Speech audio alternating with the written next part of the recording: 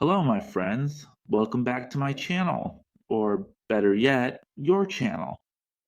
Today, I'm going to explain where they are located and the firing order of the cylinders on a Nissan Titan with a 5.6-liter 8-cylinder engine from the years 2004 to 2015.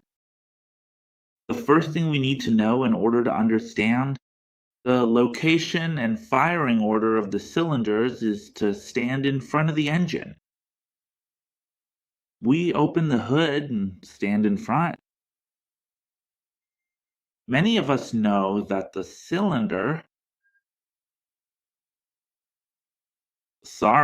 many of us know that the Nissan Titan has its cylinders arranged in a V shape. On the right side, cylinders 1, 3, 5, and 7 are located. And on the left side, the passenger side, are cylinders 2, 4, 6, and 8. Why do I number them this way? Because I need to number them so I can later know the firing order.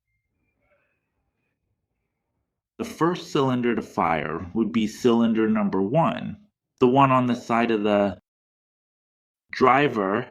Then number 8 would fire on the left, the passenger side, followed by number 7, located over on the right-hand side. Next, we look at the cylinder identified as number 3, also on the right side. And following that sequence, the next cylinder to fire would be number 6, situated on the left side.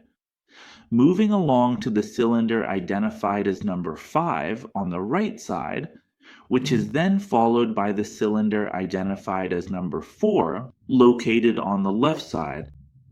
And finally, cylinder number 2 would fire on the left side. Well, folks, I don't have anything else to say. See you in the next video tutorial. See you soon.